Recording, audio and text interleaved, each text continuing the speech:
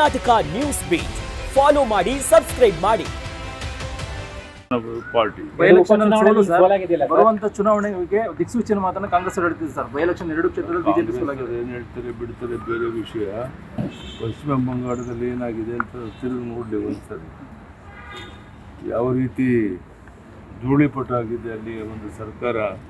ಅಲ್ಲಿ ಇಷ್ಟೊಂದು ದೊಡ್ಡ ಬಹುಮತವನ್ನು ಹೇಗೆ ನರೇಂದ್ರ ಮೋದಿಜಿಯವರು, ಅಮಿತ್ ಶಾಜಿಯವರ ಪ್ರಯತ್ನದಿಂದ ನಾವು ಗೆದ್ದಿದ್ದೇವೆ ಅನ್ನುವಂಥದ್ದೇ ಇಡೀ ದೇಶಕ್ಕೆ ಒಂದು ಉದಾಹರಣೆ.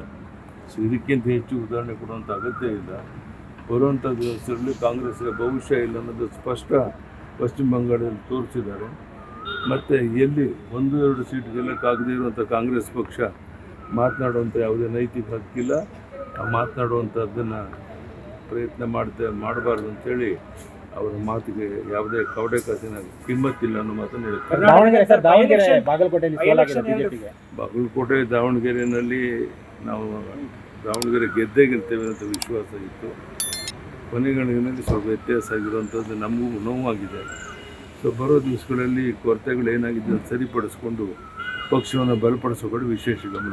ಶಿವರಾಜ್ ಅವ್ರದ್ದು ಟ್ಯಾಂಪರಿಂಗ್ ಆಗಿದೆ ಅನ್ನೋ ಆರೋಪದ ಮೇಲೆ ಜೀವರಾಜ್ ಅವ್ರದ್ದು ಸರ್ ಶೃಂಗೇರಿ ಕ್ಷೇತ್ರದ ಸರ್, ಈಗ ಅದು ಕೂಡ ಬಗ್ಗೆ ಈಗಾಗಲೇ 4 ವರ್ಷ ಅವರು ಅನ್ಯಾಯ ಆಗಿದೆ. 3 ವರ್ಷ ಅನ್ಯಾಯ ಆಗಿದೆ. ಈಗಲಾದರೂ ನ್ಯಾಯ ಸಿಕ್ಕಿದೆ. ಟೀಕೆ ಟಿಪ್ಪಣಿಗಳು ಮಾಡ್ಬೋದು.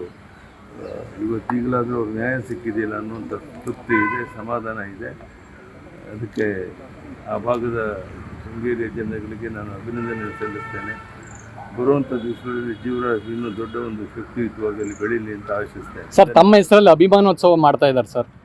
ಅಭಿಮಾನಿಗಳು, ಕಾರ್ಯಕರ್ತರು ಎಲ್ಲರೂ ಸೇರಿ 50 ವರ್ಷ ಆಗಿದೆ ರಾಜಕಾರಣಕ್ಕೆ ಬಂದು.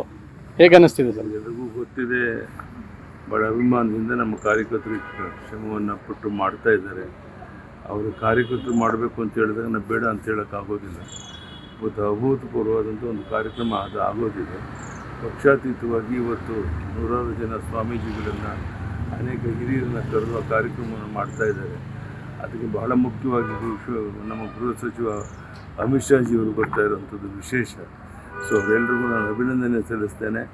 ಬರುವಂಥ ದಿವಸ ನನ್ನ ಶಕ್ತಿ ಮೀರಿ ಪ್ರಾಮಾಣಿಕವಾಗಿ ಪಕ್ಷವನ್ನು ಬಲಪಡಿಸೋಕ್ಕೋಸ್ಕರ ವಾರಕ್ಕೆ ಒಂದಿನ ಆದರೂ ಒಂದೊಂದು ಜಿಲ್ಲೆಗೆ ಹೋಗಿ ಪಕ್ಷವನ್ನು ಬಲಪಡಿಸುವಂಥ ಪ್ರಾಮಾಣಿಕ ಪ್ರಯತ್ನ ಮಾಡಿ. ಕರ್ನಾಟಕ ನ್ಯೂಸ್ ಬೀಟ್ ಫಾಲೋ ಮಾಡಿ, ಸಬ್ಸ್ಕ್ರೈಬ್ ಮಾಡಿ.